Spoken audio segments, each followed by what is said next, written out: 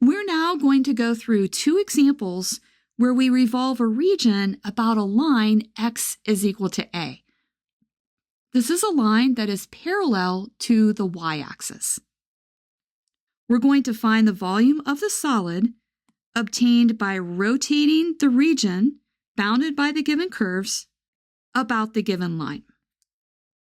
Let's look at our first example. The first thing that you want to do is to graph all the curves and the line of rotation. I already did that just to make things easier. Here's our line of rotation. And then the region that we are going to be rotating around this line is the region that is bounded by these pink curves. And that's this region right here that I'm going to mark in green. I wrote down the general formula that we can use for this type of revolution, but in our case, we are not going to have an inner radius because our region that we're revolving sits right along the axis of rotation. Let's begin by finding out what our radius is equal to. We'll go ahead and draw this. This length right here is our radius, because the radius is the distance from the curve to the revolving line. And then this distance here is x, because x is the distance from the y-axis to the curve. Because this distance here is equal to 1, we can write down that x plus r is equal to 1, and that tells us that r is 1 minus x. The general formula for this, when our axis is to the right of our region, is r is equal to a minus x. When I've taught this in class, I found that some students like to memorize that formula, and some students like to just figure it out like we did. Let me go ahead and highlight what we found because we are going to need that. Now let's think about our limits of integration. Because the axis that we're rotating about is parallel to the y-axis, we are going to be integrating with respect to y. And we need to find the y value here and here. That's actually pretty easy in this picture. Our y values are going to be y is equal to 0. And then when x is 1, y squared is x, which is 1. So y is equal to 1. So we know our limits are y is 0 and y is 1. Now we're ready to go ahead and write down our formula. Our formula is our volume is pi times the integral from c to d. We don't have an inner radius, so we just have an r out squared times dy. We could have also written that as just r squared dy. This is pi times the integral from 0 to 1. Our radius, which we just found right here, is 1 minus x, quantity squared dy. Now let's go ahead and let's substitute in x. X is equal to y squared, so we have 1 minus y squared, quantity squared dy. Before we integrate, let's go ahead and multiply that quantity out. So we have 0 to 1. We have 1 minus 2y squared plus y to the 4th times dy. Now we can go ahead and integrate. This is y minus 2y cubed over 3 plus y to the 5th over 5, and we're evaluating this from 0 to 1. We'll substitute in that y is 1, and we get 1 minus 2/3 plus 1/5, and then we subtract off 0. Looks like we need to get a common denominator of 15. So this is 15 minus 10 plus 3. That's 18 minus 10, so we get an answer of 8 pi divided by 15. And that's what our volume is equal to.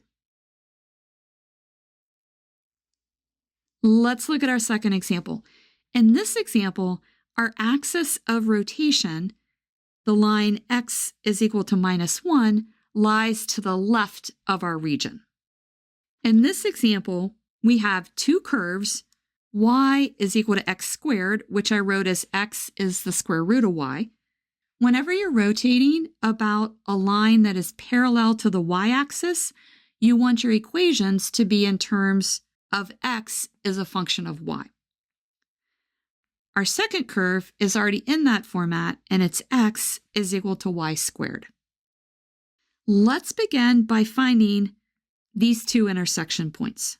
To do that, all we have to do is set our two curves equal to each other, and we want to find our intersection points in terms of y because we're integrating with respect to y. We have the square root of y is equal to y squared. Let's square both terms. So this is y is equal to y to the fourth. This gives us y to the fourth minus y is equal to 0.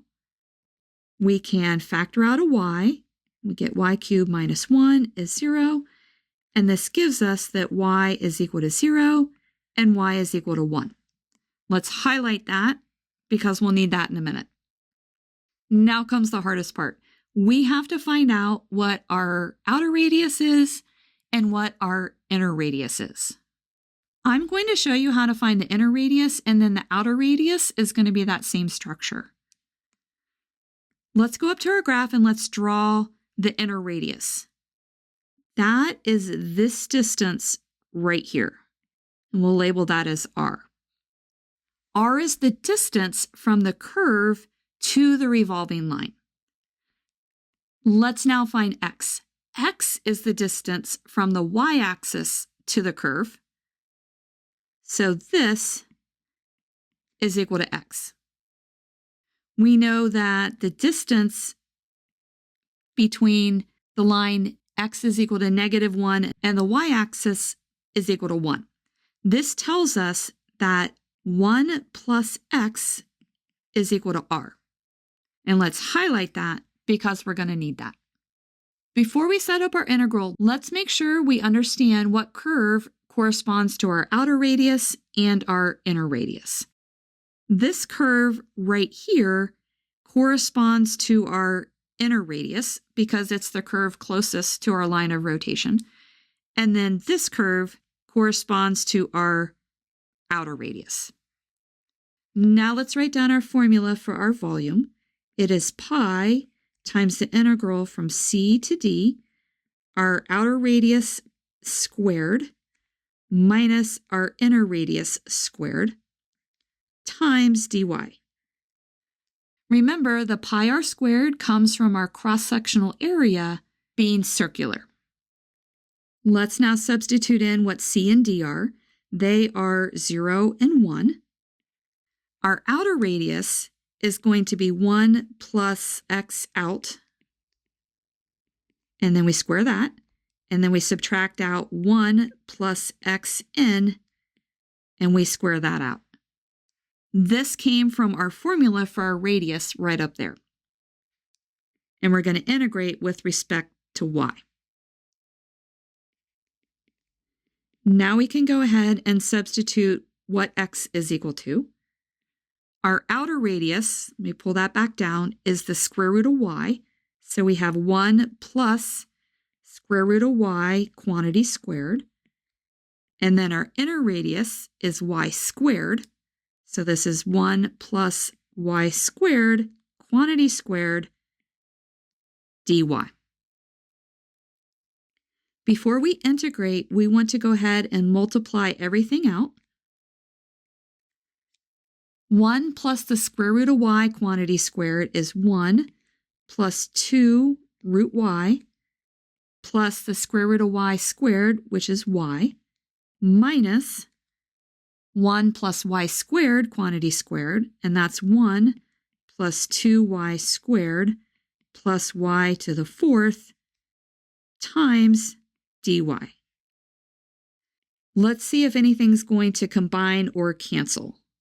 Our 1's are going to cancel. we have a 2 root y, and I'm going to write this as 2y to the 1/2, so it's easier to integrate. And then we have plus y minus 2y squared. Make sure to carry this negative through to both terms, minus y to the 4th dy. Now we can go ahead and integrate.